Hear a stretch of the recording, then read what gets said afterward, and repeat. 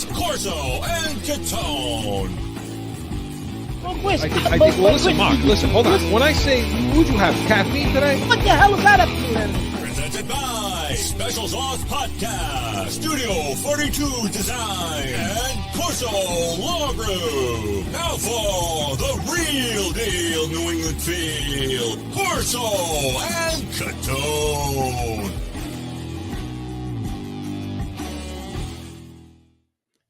Welcome into Corso and Catone, the real deal New England feel. I'm Corso. Catone is here, of course. Joe is with us in the booth, and you're with us on YouTube, iHeartRadio, Apple Podcasts, listening live on Podbean, and anywhere you podcast. And listen, give us a call, 855-313-PATS, our heated hotline. Leave us a message, 24/7. You know the drill. Joe's going to pick one. We want it to be yours. So 855-313-7287. Hey, we got a great one tonight. And I say tonight because it's Friday night. We're filming now, and we're going to show it tomorrow night, 7 p.m. Eastern, Saturday, as always. But we're going to have the Pats Nation for you, a little post-game coverage by Mark and I for that Panthers game that's in the second half right now. And, of course, Catone's comments. You're not going to want to miss that. We're going to hear from one of you in the Nation in Heated Hotline.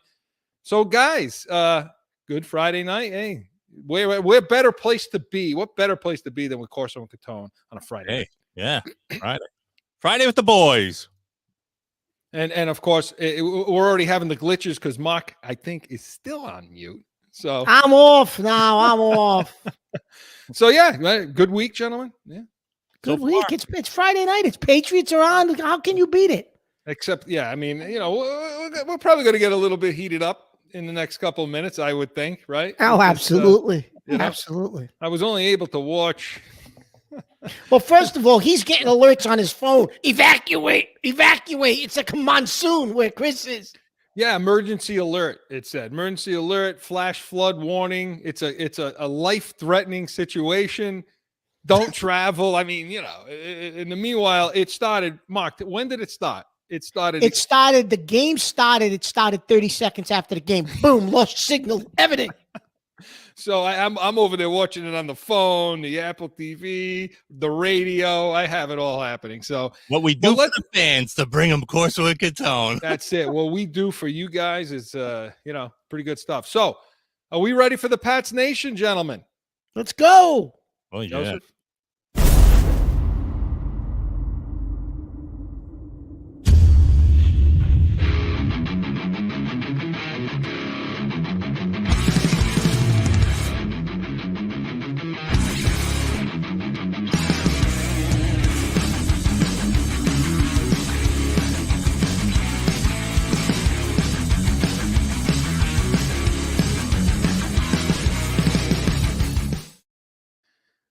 So that Patriots-Panthers game, Panthers traveled to the Patriots this evening, or actually earlier in the week, to take on the Patriots.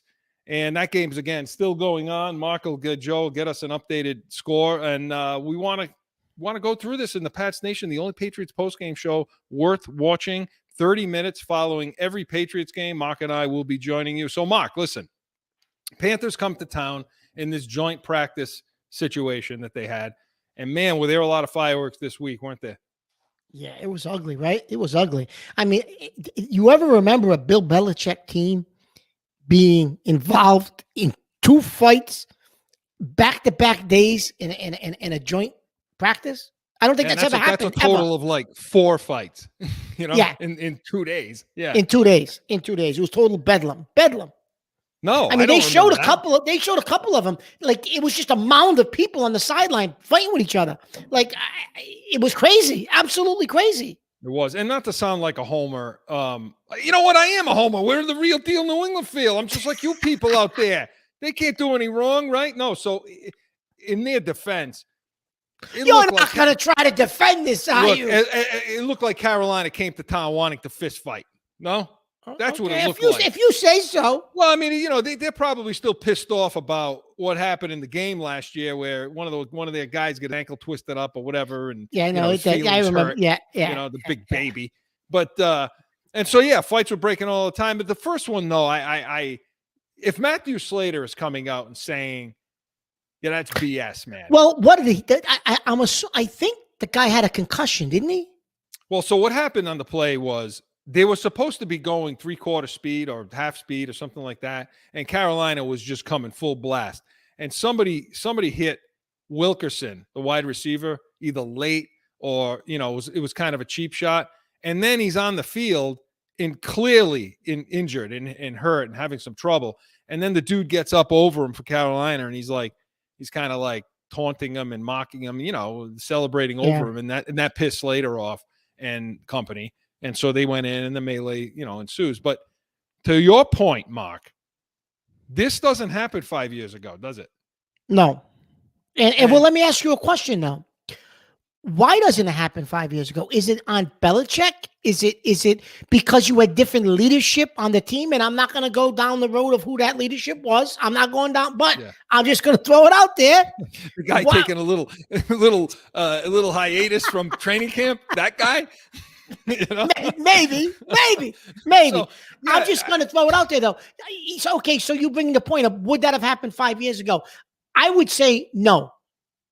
I don't think so, because when teams came in here, when number 12 was here and the organization, that 20-year run that's now clearly over, teams came in for joint practices looking to absorb as much as they could from the best run organization in all of sports. Because at that time, for 20, they were the best, most well-run, best coach, best organization in all of sports. And teams came in here with the utmost respect for the Patriots, for Belichick, for Kraft, for Brady. And so all they wanted to do was soak it in and admire them and, see how to get it done. Now, so this crap wouldn't have happened then. That disrespect would not have been shown. But now, Mark. Yeah, I don't think anybody. Listen, I don't think that any. I think that the luster is off, the nickel, whatever you want to call the cliche, right? I don't think anybody has that level of respect for us. And in some cases, I honestly believe there was a little bit of a fear factor. You were going into this. You were going in for a joint practice against the greatest quarterback of all time, the greatest coach of all time. A historic organization. Ownership group, everything. It was just a mystique and an aura about, okay, we're going in there against the Patriots now in the joint practice. We're going to try to put our best foot forward. Even then, it was almost like there was pressure for you to say, can we match up against these guys in these practices? You know what I mean? Yeah, this is how to run an organization. Yeah. So let's watch that and see what we can do the same, And then, it doesn't exist anymore. So getting to the football portion of the week. Let's take the offensive side of the ball, okay? Because they're much maligned. They're getting the most criticism for either side of the ball. The coaching, the play, the offensive line, the quarterback. What did you see with these joint practices? I think we saw the same thing we've seen. The offense just doesn't seem to be running. They're not in sync. They seem to be either a step behind, confused, not understanding the blocking scheme. They're running crosses. They're running different things that they've never run before. And it doesn't look like the receivers are comfortable. Mac Jones, and when we get into the game tonight, I know you're going to bring up the fact, Chris, but he doesn't look comfortable. He's not stepping up in the pocket in areas he should be stepping up in the pocket. And I know a lot of the observers at the joint practice this week said that he didn't show the arm strength or the improvement that they thought they were going to see based on his offseason work. But I don't think it's because it's not there.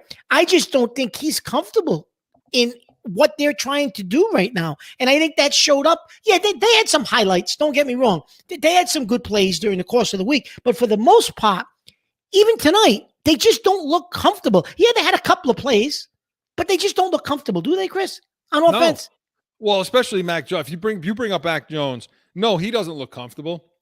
He looks like a guy that was getting prepared to run the offense, making that next leap with McDaniel's offense, right? Now here he comes with a brand new, they're putting in the zone blocking, they're putting in the Shanahan passing attack, and now he's sitting there, okay, I got to learn something new. It's not comfortable for him. It's really not suited for the type of quarterback he is. He's more like a Brady quarterback. And that's why isn't that why we drafted him? Yes. I mean, he's a cerebral guy. He's a guy that likes to make reads. He likes to go through his progressions, find the open man, a lot of some read routes and some intellectual things going on out there rather than the Shanahan offense, which is a much quicker passing game. It's drop to that 3-step hit and release. And you have those, high and low slants running and that different type of passing game. And do we have the receivers for that? Well, we certainly didn't draft, the guy you love, and I don't blame you, okay, Thornton. I don't know that he's not made for that. I mean, he's made for more of a play action, put the ball on your hip and have him, blow by the corner down the field and hit that guy in stride. That's who that is, and that's more of a McDaniel offense. You saw that play action a lot last year. Who would have been better, Mark, to draft? Oh, yeah. You mean with this new offense? Yes. What the hell do you think we're talking about right now? Well, no, I thought you meant for McDaniels' offense, which is why we took Thornton. They drafted Thornton. Yeah. They drafted Thornton. Huh? Did he not get the outline? I don't know. No production meeting. But Mark, seriously, who should they? So they should have taken Sky Moore. Yeah. Yeah. I mean, that was what he did. He ran. He could run those types of routes. And watch what he does in Kansas City, by the way. Oh. And even Pickens would have been okay. Well, listen, Georgia. I told you Pickens. I love Pickens. Pickens is already eating people up in preseason. Yeah. So, yes. So to get back to Mac Jones, no, he doesn't look comfortable. No. He looks like he's trying to figure some things out. And not only that, even if he is comfortable, he doesn't have a freaking second to throw the ball anyway. I mean, the offensive line's playing so poor. Here's the thing with Mac Jones, okay? And we talk about this. We saw it tonight in the first half because they did play some starters, which is good. Hey, it's good for the Pats Nation, right? Because absolutely it is. Some good. But when you think about it, if you don't play your starters this week, what you got one more week, that's it. Never going to see him. What are you going to do? Yeah, no, use him. They go in joint practice with the Raiders next week over there. Then you won't. They're not allowed. All the media's closed now. There is no media coverage allowed anymore. So now we really don't know what the hell they're going to look like. And judging from tonight, my God. So, but getting back to the stepping up in the pocket, Mark, look, when he gets a clean pocket and he can step into a throw, he's accurate as anybody in the league, he's as accurate. But when things break down and he's got to shuffle, he's got to shift. We saw it in the game tonight. He gets, he's not accurate. He's very inaccurate, and he's just not comfortable. And that's I don't think he's afraid to take a hit. He certainly took a those last year, and he got his body right to be able to do that. But no, he's not comfortable in this offense. He's not. And talk about the offensive line, Mark. Well, first of all, the big issue I think is the tackles, right? So you didn't see the tackles tonight, the starting tackles, right, on either side, right? Brown, so, yeah. And from the way it appears that Wynn, I think, got himself banged up in the this week's joint practices. So I don't know if he returned. He left the field at one point. I don't know if he returned. So he may be out for a little bit, but both tackle positions, Chris, seem to be an issue because, like I said, why wouldn't you have used Trent Brown tonight? I don't know. And Cole Strange, from this week in the joint practices this week, Chris, I think he struggled a little bit. And I don't know if he's struggling because of the zone blocking schemes, but I thought that's why, based on drafting him, when we saw the shift in offense, everyone thought, the zone blocking scheme is perfect for him. He's athletic. He's fast. Right. He's big. He can get in space, but he seems to be struggling. Why? Because it takes quick recognition. Yes, he's an athlete. He can move laterally, which is what you need for the zone blocking. Now, they did some of that tonight. We'll get into it. But you need to be able to move laterally while reading that front, while reading the penetration and picking first to flash, first to flash in front of you and pick that up. When you take a guy from Tennessee, is it Tennessee, Chattanooga? Is that where he came from? Yeah, I think so, yeah. When you take a guy, from a school like that, where Joe could have played football there, okay? Oh, come on now. Why are you going to take a shot at Joe? I was going to take a shot at you, but I don't want to listen to you, hey, for the rest of the week. I know, because I know Joe can handle it. You get all, So, no, but seriously, when you take a guy from that school, athleticism's fine, but what you don't understand, or what you have to what you really need to do your homework better on is intellectually, is he capable of handling what the NFL brings to the table as far as scheme goes and recognition and the speed of the game, especially the speed of the game. And that's what's hurting this kid right now because he didn't see that. Yeah. How many NFL players did he go against? I don't know. What did he play against? One team that was a Division I that had NFL players on it, probably. Right. So that's the issue. To me, that's the biggest issue. I haven't heard that. I haven't heard anybody talking about that. But what the hell it's going to be? I mean, like I said, he's athletic, but he's just not getting it. Yeah. He's not picking up. He's making bad reads on the move. So, when he was hat on hat last week, he was better. So, again, I'm not sure what happens, but to me, who the projected starter is going to be. Okay. I mean, on the O-line. So you're thinking, we're thinking Trent Brown, right? Trent Brown, Win if he's Strange. If he's not hurt for any given period of time. But okay. Strange. Andrews. Owinu and Andrews. Yeah. So the two guards are Strange and Owinu. You're going to have Win and Brown at the tackles, and you have Andrews at the center. So on paper, you look at that and say, not too bad, right? No, but you wouldn't think so. But they're not playing well in camp. No. They're not playing well. And you know who's hurting this too? Is the media too. Because everybody's focusing so much on Patricia and Judge that they're switching schemes. This sucks. The coaching staff sucks. They can't teach it. That the players are now, what do you think? They hear that. And they're of course they do. Yeah, it does suck. It does suck. You're giving them a reason. You're giving them an excuse. And I look, it has been ugly. And you can't even make comment. We can't even assess the backs, really. Because you haven't seen them. Let me ask you this, though. So I'm glad you brought up the backs. So the offense that they're running, the zone blocking scheme, are these running backs that we have guys that can – is that their style? Is that why we drafted these guys? That wasn't why these guys were drafted, right? That wasn't their style. I think I think Stevenson will end up better in that kind of scheme than Harris. Okay. Because I think Harris is a little more tackle-to-tackle bruising guy. He needs to know the gap he's running through. And we talked about what the zone scheme is. It's simple. The line is moving to an area to block, and the running back has got to pick the lane. He's got to see it open up and pick the lane. And like Le'Veon Bell used to with Pittsburgh, right? Exactly. So it does take time. Now they are getting a little better, but they're not nearly as good as they need to be in order to go. So these joint practices, I don't think they got anything out of that this week. Well, this week, I was just going to say, I don't know if they got anything out of this week, right? No, you're not going to see. I don't think so. I don't think it was worth it. And I don't think it's, do you think they should be? Do you think this is worth it in general to do? Well, here's the thing. Here's my issue with joint practices. The last couple of years, if you look back, somebody has always been hurt in these joint practices. You lost two guys this week. Now, listen, is it coincidental that the two guys that were struggling the most end up on IR during joint practices? Probably not, right? You know how it goes over here. That's how guys disappear. He just puts them on IR because they weren't making the team anyways, right? Right. But you're talking about Jawan Williams and Malcolm Butler. The two corners. The two corners. But Wynn came off the field this week at one point. Henry came off the field. And you didn't see Hunter Henry at all today.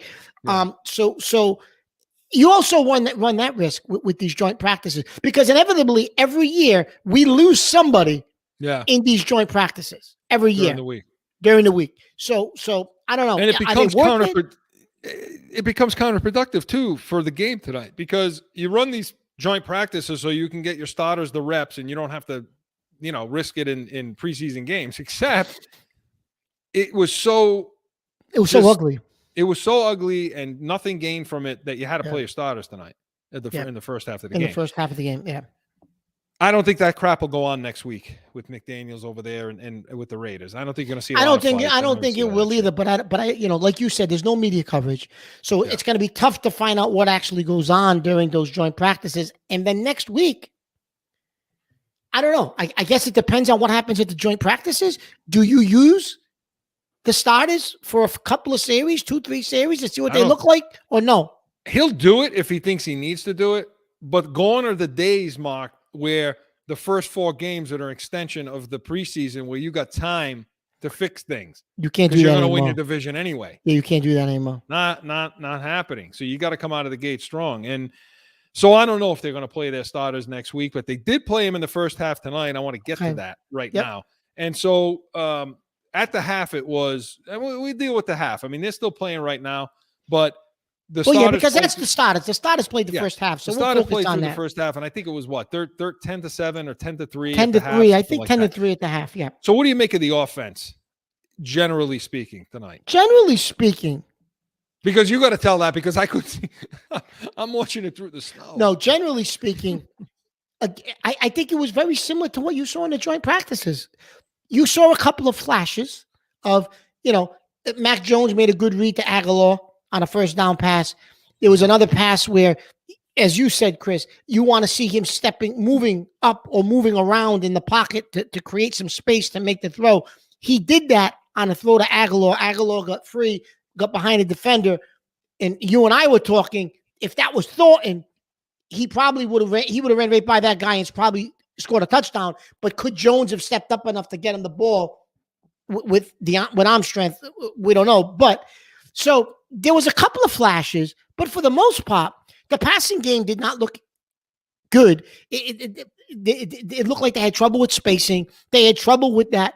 Whenever they tried to run a West Coast type of a route, it looked like they struggled, right? Where they were successful, I think, when they had some of the elements of last year's McDaniels' passing game. When they used the new West Coast, it looked like they struggled, right? Yeah. I thought. Yep. And I thought the offensive line, and I'm going to let you speak to it. There was one play in particular that Mac Jones got sacked because of Andrews in particular. And you did see that. I know you had the antenna hanging out of your head to see it, right? But I'll let you explain it. Of all people to screw up something like this, I would not have expected it with Andrews. So it's center pressure, okay, and they were coming through one of the A gaps, and that's the gap directly on either side of the center, right, is that first gap.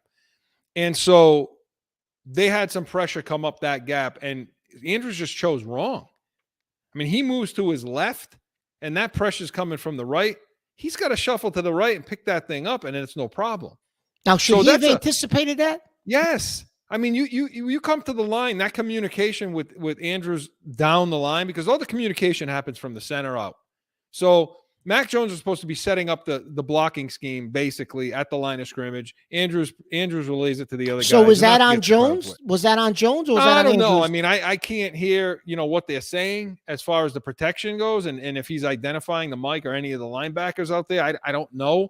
But I like to believe that Andrews can come to the line against the backups, mind you, for Carolina, and be able to read what they're in. I mean, it's pretty vanilla. They ran a couple of twists, a couple of games on the defensive front with but it was mostly vanilla, right? So I mean, no, that was that was an issue. And what happens? Same thing we just talked about in practice. When Mac Jones doesn't have a pocket and he can't step into the throw, he looks like he's weak. He looks like his arm strength's poor, right? Yeah. And so the offensive line, they struggled in that game, this game tonight. Mac Jones was under pressure from the middle, a lot of middle pressure and some edge too. But Mark, there was one play that we talked about where he was getting some pressure off the edge, and it was on Mac Jones, wasn't it? Yeah, it was on Mac Jones, yeah. Because he did not step up and elude he just sat there. And you were like, move up in the pocket. He didn't. He waited, and the pressure forced him to throw it. I think it was an incomplete pass. Yeah, I mean, if anything, he kind of stepped. He was getting pressure from his left side, right? Yeah. And that rusher, that end went upfield behind Mac Jones, or what should have been behind. He took like a 7-step drop and then sat there, like Mark said. What he did is he shuffled to his right a little bit, which he needs to step up to create a pocket and deliver that throw. These are things that you look at and you wonder, okay, who's that on? Who is this on? Well, so my question, when that particular play happened, Chris brought up exactly what he just brought up, and I said to him, okay, so who's going there with the Surface tablet at the end of this, Yeah, sitting that's- next to him and going through and saying, Yeah. okay, what's going on here? Who is it? Who's sitting next to him? Joe Judge? Yeah, What else going over there? Mickey Mouse or Donald Duck. One of those two. Right? You know? So that was the next conversation that we had while that was happening. Okay, well, who's going next to him with the Surface and reading something with him? I don't know. Well, Joe Judge is the quarterback coach. So you but would Matt think Patricia's calling the plays. So I'm not sure if Matt Patricia's going to go to the offensive line because he's the offensive line coach too. It's like that Bugs Bunny cartoon. Bugs Bunny playing first, Bugs Bunny playing second. He's like, it's all over the joint. You know what I'm saying? Yeah, because now that play with Andrews. Now, wouldn't you think? Now, if that was Dante Scarnecchia, when they went back to the sideline, Scarnecchia saying, "Oh, what was that?" Yeah. What are you kidding me? Is Patricia doing that? Yeah. I don't know. No, I don't know. If he's sitting next to Jones, how the hell's he doing that? So again, it's been a consistent problem throughout the camp as to who's in this kid's ear. Because if it's Joe Judge, Mark, he looks like he's oblivious out there. Like he's just trying to catch up. Like he just doesn't understand what the hell's going on. Yeah. And at some point, the players are just. Well, we thought that last year. Sucks, you know. Listen, we thought last year it appeared to us that something happened on the defensive side of the ball, and whether it was between the Sun and Mayo and who was in charge, we don't know what it was. But we thought that the defense pretty much quit last year. Remember those last few games and against Buffalo, and I think part of that was because of the coaching, right? Whatever was going on in that locker room with the coaching, and you may see something similar on offense this year. Yeah, because, the defense started off poor, right? And then Belichick kind of took the reins on it, you see. And so now he takes the reins, takes it away from Mayo and his son, and now they played better. It didn't look like he backed off. Gave it back to, and then it didn't look so hot. Well, on offense now, as you saw Matt Patricia calling the plays tonight, and Belichick was right next to him. Of course he was. So there's That's a lot. Belichick was giving him a box of donuts. Yeah. Patricia. Mark, is Belichick going to end up calling the plays? Yeah, I hate. Listen, the amount of attention to detail that Belichick likes to have. If you're going to call plays, that's going to consume you. You're not going to be able to have that attention to detail in other parts of the game that he likes to have. Right? He's looking at special teams. He's looking at everything. When you got these guys like Shanahan that are calling plays, Chris, that's all they're focused on. They're not focusing. They got guys looking at defense, guys doing special teams. Belichick wants to have his hands in everything. If he's going to have to call plays, he's not going to be able to do that. Right? Oh, and that's the problem. Belichick is one of the, if not the best game managing coaches in history. And so now, but you know what, Mark, if you think about it like this, knowing Belichick, like I think we do, he thinks he can do it. He's sitting there saying, that guy sitting there right now going, hey, yeah, coaches that have to call the plays and manage the game, not so good. But that's because I haven't tried it yet. I think I think he's gonna end up he's gonna have a problem if that's his philosophy and that's what he thinks is in his brain. He's got a problem. I'd rather him call the plays than Patricia or any of the other guys. I'll tell you that. You're right. But you know what? I'd rather have Bill O'Brien calling the plays right now. Well, that's a whole thing. That's a whole other thing. Let's hope something like that happens next season. If they put in some more Alabama plays. But last on the receivers, Mark, I thought like you said, I thought the route running was poor. I mean, I thought even though the throw was behind them, the first throw of the game, Parker's going to make that throw. So I'm sorry, that catch. I mean. There's a lot of work, and I didn't really see anything from Bourne. Did you? Was Bourne even on the field? I don't know, but he's had to pay attention to this out there. Listen, he had a bad couple of practices this week. Belichick, they said, was not happy with him at the joint practices. And he's disgruntled right now. Bourne is disgruntled. But you would think Bourne would have a command of this offense. That's what San Francisco ran. He's disgruntled, and I don't think he likes the fact that Parker's here. Okay, well. And so we're going to see what happens this week. We're not going to see a ton from the Raider game, but, we'll have it for you. Don't worry. We'll have all the insight next Saturday. Listen, there was one play, Chris, that we were watching, and I said to you, did you see the right-hand side of the screen where and Hoyer was in, and Thornton blew by somebody. Yeah. And all Hoyer had to do was look to that side of the field and throw the ball up. Just throw it up. But he didn't. He went to Parker, I think, on the play. It was a first down play, but Thornton ran loose, ran free. So That kid will have maybe, a good year if they can put a pocket together. Yeah, maybe Mac Jones. If Mac Jones has the protection, maybe Mac Jones picks that up and throws it to him. I don't know. Yeah. So now on the other side of the ball, okay, I was really, really hoping tonight. Now we saw a lot of starters. Yeah, we did. It was weird though. We didn't see Barnmore with the starters. We saw him with the second unit. That was a little strange. That's something to keep your eye on because they started it with the front with Gottschalk, Guy, and Davis, right? Yeah, and Barnmore's been at least early in camp. Nobody could. He was dominating people. So I don't know what that was about tonight. Yeah, maybe he just feels like, okay, that's a settled. Maybe he's looking at Davis and trying to figure out, what am I doing with that? But you have Judon and then you have Dietrich Weiss, my favorite. Well, Weiss got a sack, right? Okay, so tell us what your issue was with. Tell everybody what your issue was with Dietrich Weiss. He doesn't seal the edge. He doesn't set the damn edge. Okay. Hey, listen, for those of you who don't know what this means there's a play. Go back and watch the game tonight. There's a play tonight where the quarterback drops. Okay. There's a little twist being done with the line. And one of those guys, it was Weiss, I think, they're supposed to set that edge, meaning can't get around. Wide. No, nothing between even the sidelines. Josh Allen would still be running right now. Okay. Yeah. They ran the ball. Remind you, Carolina's backups ran the ball pretty well tonight. And that's consistently been a problem with this defensive line. And they better friggin' correct it, Mark.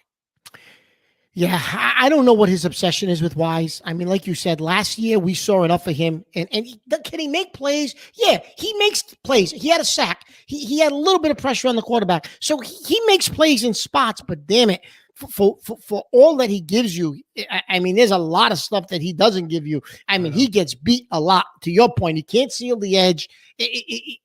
Jennings is the guy. Anthony Jennings is the guy that you've been impressed with. And that's the guy we were waiting to see from Alabama if he made any progress. I like him. What they're probably going to do is they're probably going to use him in a pass defense. So you'll probably see guy like Anderson, Guy, Gottschalk, or Barnmore. Uche's been seeing a little bit of time. Yep. But when they go to a pass defense, you'll see Barnmore, you'll see Gottschalk, Judon, you'll see Jennings, Uche, some of these guys that want to get after the quarterback. So they'll have packages for this kind of thing.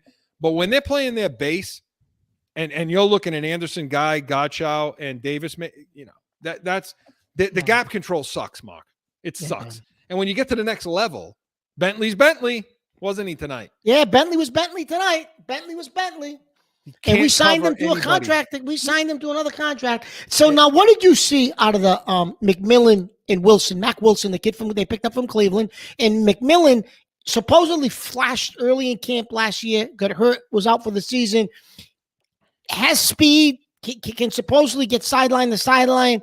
What did you see out of them tonight? I don't think you weren't so impressed with Mac Wilson, the linebacker we picked up from Cleveland, and Rashawn McMillan. I didn't see Wilson all that much tonight. I didn't see him all that much. I was happy with him from last week. I liked his sideline to sideline. He looks like a safety. I liked his speed. I liked his tackling ability. I like how he gets low.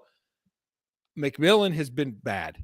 He's been bad for a couple. He had a few plays last week, but tonight he was late. He tackled high. His tackling was good. He got blocked. Couldn't get off a couple of blocks. I saw any type of coverage in the middle. Look, the middle of the field was wide open again. And that's been wide open. That's our issue.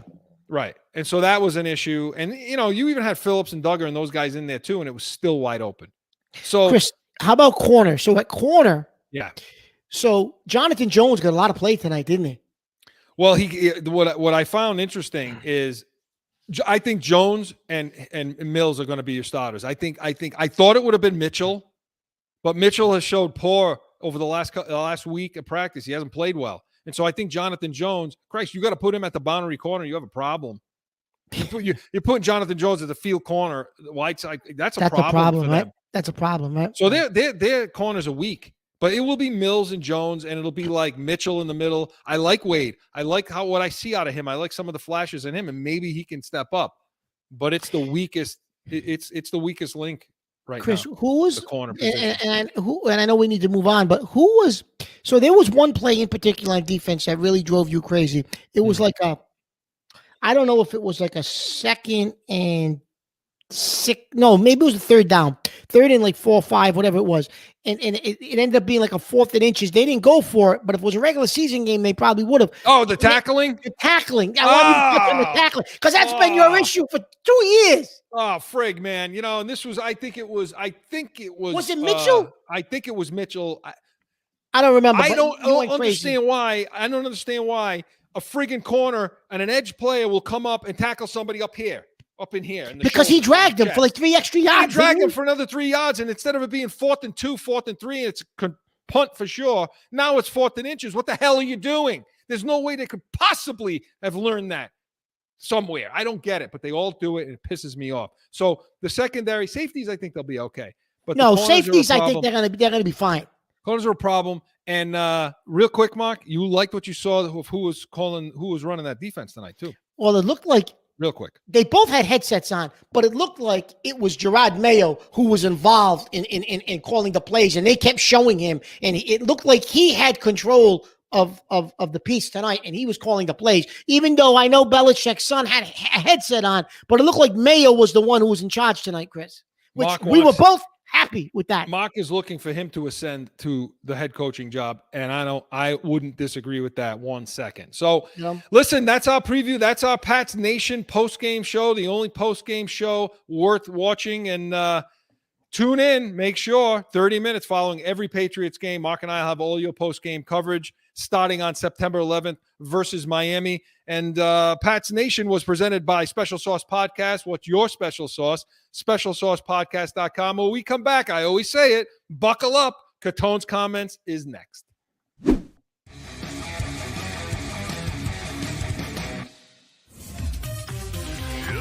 Special Sauce Podcast. You like the sauce? The sauce is good, man. This is start out as finance train them, trust them, and let them lead.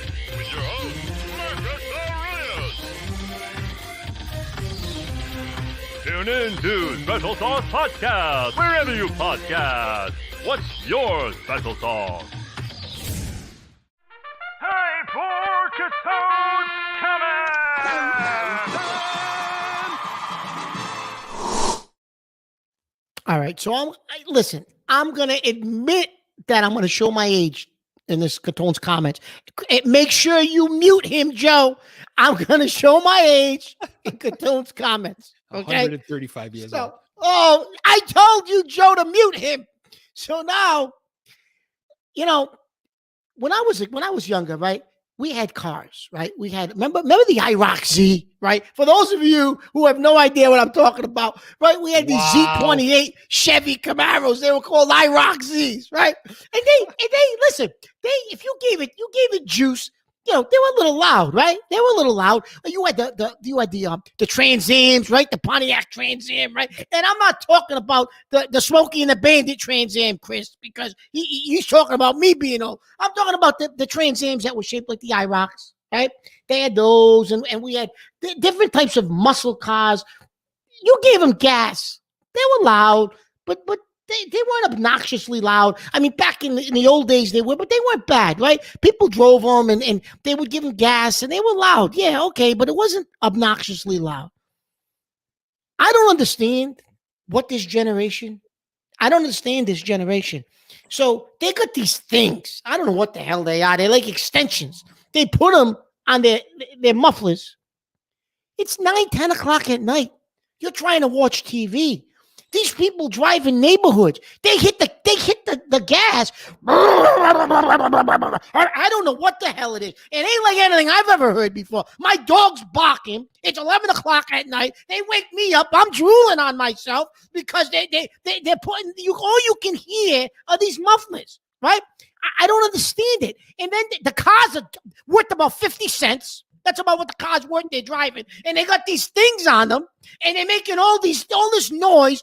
I mean, you got people who got infants, babies, they're sleeping, and you're putting these extensions on these cars.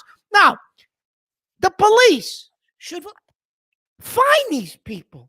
I'm going to go back to Catone's driving school. You need to find these people with these artificial, I don't know what the hell extensions they put on their cars that make all these noise. It's crazy. You've probably heard them Chris and Joe. They go, "Blah, blah, blah, blah." I don't know what the hell they are. And I'm half not the- allowed to talk. Okay, you're shut off. That's true. You're shut off. But it drives me crazy. And listen, I know I'm getting old, right? But it drives me out of my mind. Listen, if the car's made that way, okay, great. The car's made that way. You're driving around in a Corvette or something like that. Okay, hey, you punch it, you're gonna hear it. That's fine. But not this artificial garbage that they're putting on these cars, these young kids. I don't understand it. Our generation didn't do that. Like I said, we had those IROCs, but we weren't putting stuff on them. They were just naturally, that's the way they drove. That's it. I'm frustrated. Hey, this guy. I muted him. You muted him. Now we can't hear him, Joe. For those of you who are the generation Mark comes from is the hammer and chisel. Okay, generation. here we go. Here we go. Hammer. So Here we go. it's a couple of first of all, Mark's like 135 years old. First of all, okay. Did you have an IROC? He looks good for his age. No, that actually, IROC or my brother had an IROC. okay. I did not. My brother had an IROC. So yeah, I didn't have an IROC. I had like a I Dodge didn't. Reliant, Yeah. like a 1978. Yeah, I did not have an IROC. What are you laughing about in the background with the Hey. booth? He had a 78 Dodge Omni.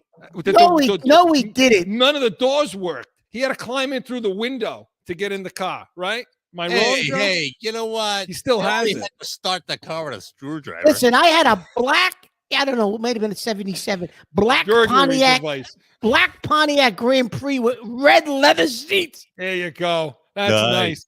So that Mark, yeah, I remember the time. Did you have your flat top with the tail in the back? Oh, now you're giving away all the secrets, Chris. Was that Mark? Yeah. So one thing I caught here from him Oh, is here we he go, says, Joe. It's 9 o'clock at night. Well, Okay, you here's caught the thing, that. okay? Mark, those noises were happening at 9 o'clock when you were a kid, too. The difference now is you've been sleeping for 2.5 hours at 9 o'clock. Yeah, but listen, but then I wake up about 11, midnight, and then I'm up until 4 in the morning. I'm calling him. He is. He did. But you talk about the cops. The cops should be doing something about this. Right? Yeah. Yeah, because that's what they're worried about in this day and age. They're worried about the mufflers on the cars. They got kids running around with bazookas out there. You know what I mean? And you want them to pull over. Listen, my dog's barking, We haven't seen your dog in a while, Mark. No, I got him locked. He's good. I got him I'm trained locked now. up. Be No, careful. I got him trained. He's trained. He's not locked up. He's trained. Mark, you should get a vintage. Well, you know what? Payback then. Find out where these kids live. Go get yourself an IROC. Go on to, what do you call that? What do you Google? Go on to the Google. The internet and the Google thing that people use. Joe, Go the on Google to- thing. What the? You want to talk about me being 135 years old? Go on to the Google thing, the Facebook, the face thing, and see if somebody's selling an old IROC with the muffler and all that. And you could drive by these kids' houses and rev it up. You could put your flat top wig with the tail on, like Belichick's son. And Yeah. Belichick's son's got the mullet.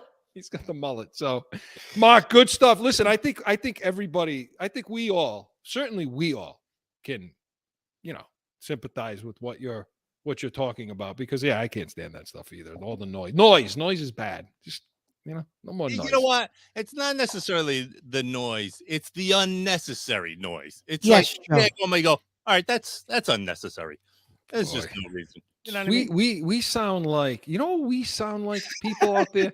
We sound like three guys sitting at the park playing chess, just bitching and bitching and bitching about the way things are today. Let's get off that now. Mark, good stuff. Oh. Catone's comments was presented by Corso Law Group, Arizona's leading criminal and traffic law firm. CorsoLawGroup.com. Allow us to be your voice, only if the voice isn't too loud. I'm going to hear this now, Joe. When we come back, listen, you heard enough from us. So when we come back, we're going to hear from one of you in the nation. Heated Hotline is next.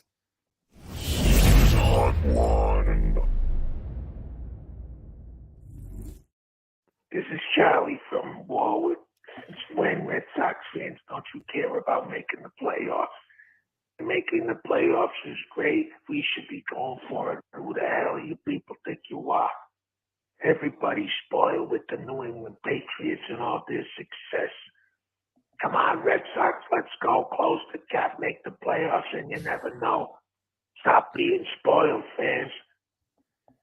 Now, I gotta admit, normally I wouldn't be rooting for the Red Sox or for the fans to root for them because obviously a Yankee fan. But as a East Coast sports show, I had to give it to this guy because he makes a point, right? Was that Vito Corleone? Who was that? I don't know, but that may be a guy who had an IROC back in the day. It just smoked a whole pack of cigarettes. It sounds like. What the hell is that? Yeah, he sounds like he's on the Smoke Away commercial. No, now, what was his name? What was his name? Charlie. Charlie from where? Warwick. I think I heard him say Warwick. Yeah. Charlie from Warwick. Yes. Charlie from Warwick. We appreciate the call. And Mark, is he right? Because we talked about this last week a little, or 2 weeks, whatever it was. We did about the situation with trying to play for the playoffs. Is he right? Well, I definitely think. We'll put it this way. I definitely think that the Patriots fans. He brings up the Patriots after he brings up the Red Sox and the Patriots. I definitely think the Patriot fans, listen, we've been spoiled by success, but being spoiled by success, I think, has given Belichick a pass, right? Like, no one's really on. Like, you think about it, Chris. You watched this game tonight. Were you impressed with what you saw? No, but no one's going to be all over him. And the Red Sox, should they have made a couple of moves at the deadline? You got rid of the best catcher probably in the American League for what? For nothing? If you really want to make so, in other words, they know they're not a World Series team this year. So to Charlie's point, I don't think they're really pushing to make the playoffs, and I think that's all right with the fans because they're drunk with success, right? They've won more World Series than the Yankees have in the last 10 years. So hey, I think he's right. I think Charlie's right. It's a sign of the times. Yeah, the guys with the IROCs. Remember, Joe, are we gonna Joe? It's just for now. He's gonna listen to this for a couple of weeks now. The guys with the IROCs remember the people. We all remember when it was 100. Well, how many years? Yeah, whatever it was before they won a World Series, right? And so any sniff at the I'll say this: making the playoffs in basketball, it just getting in. Some other sports, I don't make too much of it, but in baseball. If you can make the playoffs in baseball, I think that you should, because if there's one sport out there, in my opinion, and don't stop watching the game over my shoulder. Pay attention to what I'm saying. You got it on. Pay attention. So nice. if there's one sport, Mark, you tell us. You're the baseball guy. If there's one sport that allows you to make a run in the playoffs and get somewhere and upset teams, it's baseball. Sure it is. You get hot pitching and your bats go cold. We're going to talk, Mark. You know what? This is a great chance in a second for Mark to talk about the Yankees a little bit because of what's been going on, and that's a good example of why you should be playing. Look at last year. Red Sox got in as a wild card. Eovaldi goes in, pitches a great game against the Yankees. Obviously, beats us, and then they have a shot. And they took the Astros 5 games or 6 games. Like they had a shot to get to the World Series, and that team had no business doing that. But they got hot at the right time. So you're right, Chris. Baseball is a sport. If you can catch fire, and somebody's bats go cold, or somebody's bats get hot, or the pitching staff gets going, you could steal a series. And now all of a sudden, okay, now we're a shot. Now we got a shot. Right. So, I mean, and again, I think it's a sign of the times. Because look, if you're under 20 years old or you're 20, pretty much, okay, what you've seen in New England sports. Oh my God. You've seen the Celtics win. You've seen the Bruins win. You've seen multiples from Boston, from the Red Sox.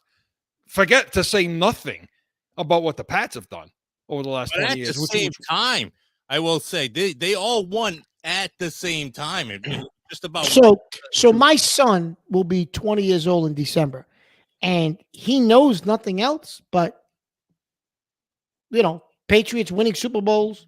I mean, he's a Yankee fan. He's not a Red Sox fan, but Celtics, Bruins. But you're right, the Patriots. That's all he knows. He didn't sit. He wasn't like us sitting in those metal benches at the old Schaefer Stadium, right?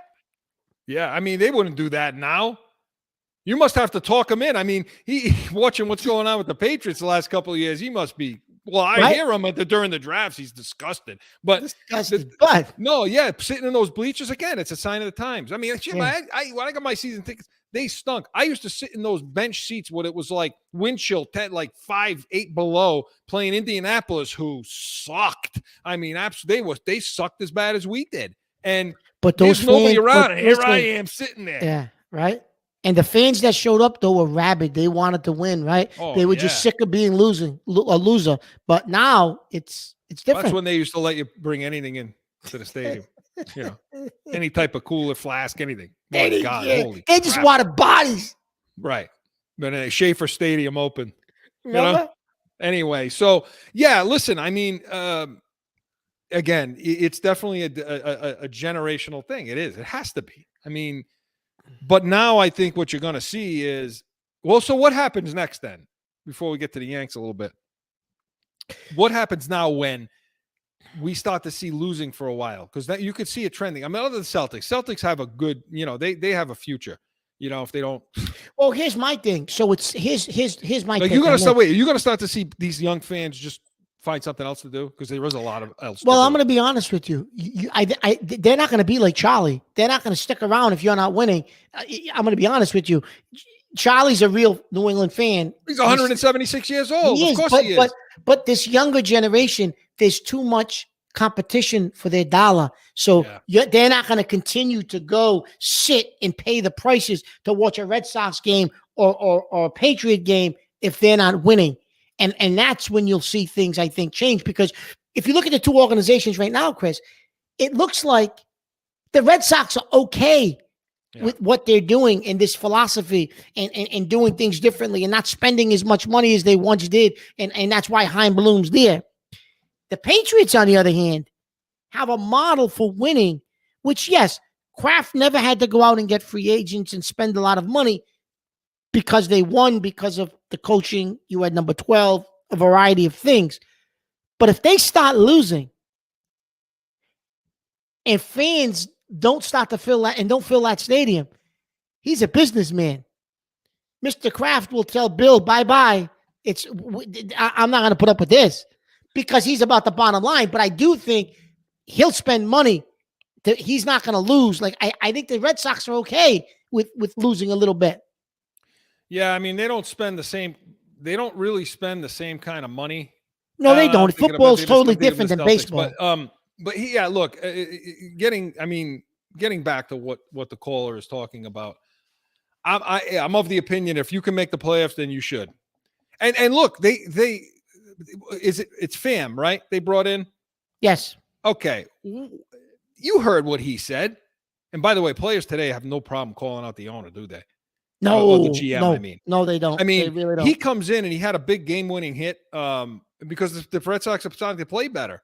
Yeah. And so he comes in and says, "Hey, I wanted to come here. I wanted to come here in April, in May." Okay. And Chaim, because he has a history with Chaim Bloom over in over Tampa, and I believe when he played for Tampa, right? He did play for Tampa, yeah. And so he said, "Hey, Chaim he wouldn't pull the trigger. I wanted to come there." So Mark, these players don't care anymore. No. So did Chaim Bloom just not believe? Did he not believe in this team right from the start?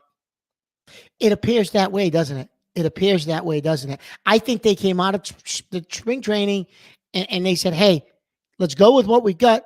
If we can make a run, great. If we don't, as long as we put a competitive team on the field, our fans will be okay. We're selling the place out. We got the highest price tickets in the league."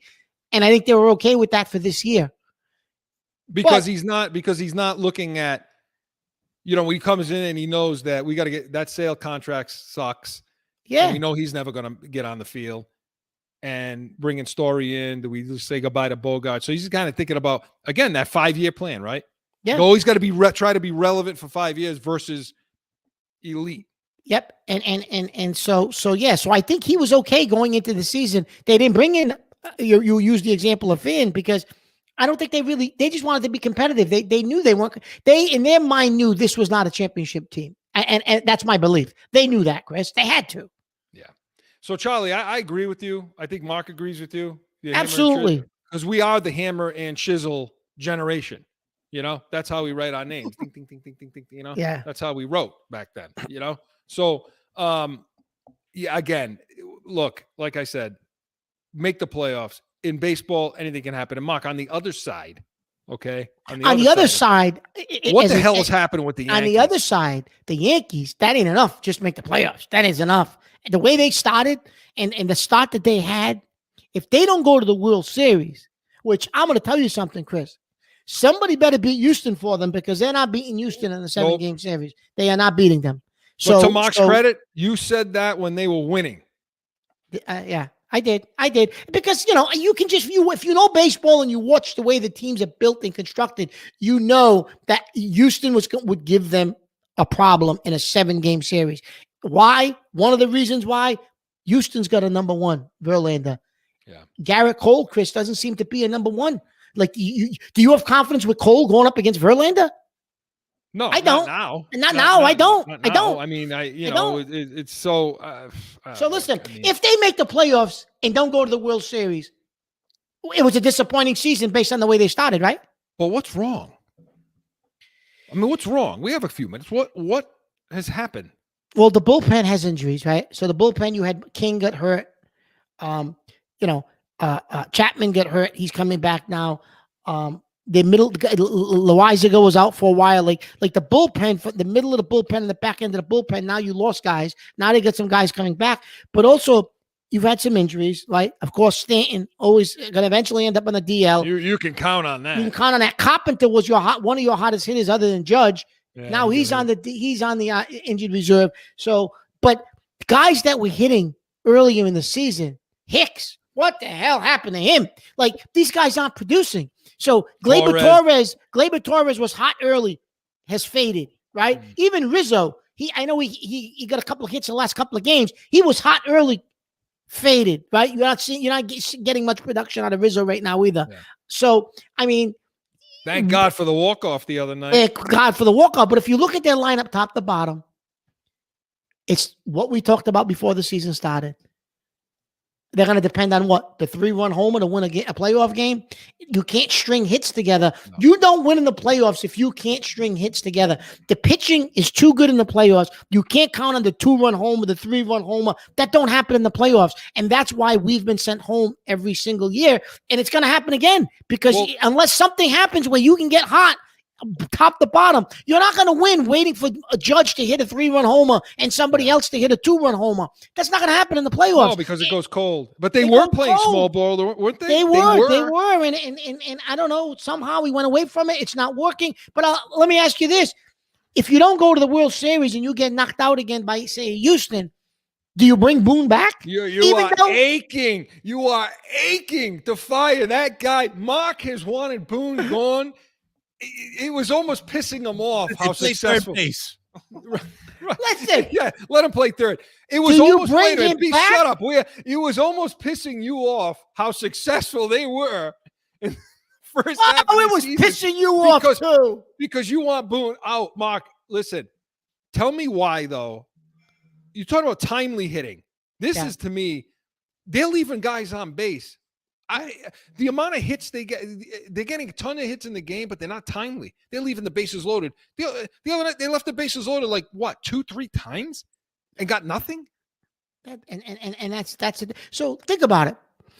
They don't have anybody that you can say is a guy that can produce doubles, singles. Like they don't have a 300 hitter that's not hitting for power. That's just a hitter.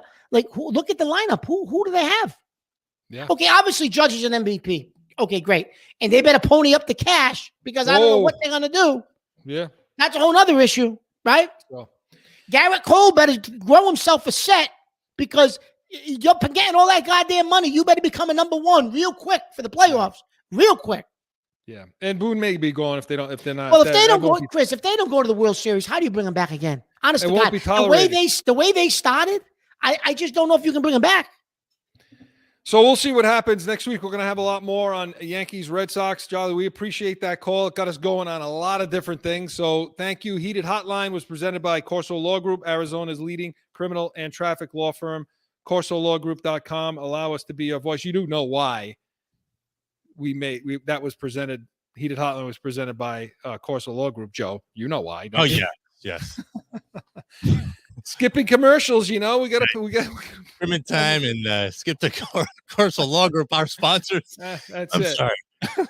So, guys, listen, it's that time again. We got to get going. Patriots game looks like it's just about ending, and it's going to be, I think, a 13-10 final. Oh, what an exciting game that was. So that's going to be a nice win for them, right? So, thank you, gentlemen. Good week, and thank you all for joining us. Listen, tune in all week long. Our stuff is up. All the shows, YouTube, iHeartRadio. Get on there, subscribe, give us a thumbs up, follow us. Make sure you listen to all the shows. Go back and, come back next week. Now, we're going to be doing a similar thing next week, next Friday, when the Patriots travel to Vegas to play the Raiders, except we're going to do it pregame. We want to give you a taste of the Pats Nation, both pre and post game, so you can get a good glimpse of us. You can come back on September 11th when they face the Miami Dolphins. And that'll air Saturday night, 7 p.m. Eastern on Corso and Catone. We're going to have all the coverage on that and some more Yankees, Red Sox talk. Anything you want to talk about, why, Mark? We're Corso and Catone, the real deal. Listen, and if they got a chance this week, go on Google and look for an IROC. That's it. We are the real deal, New England Feel. See you next Saturday.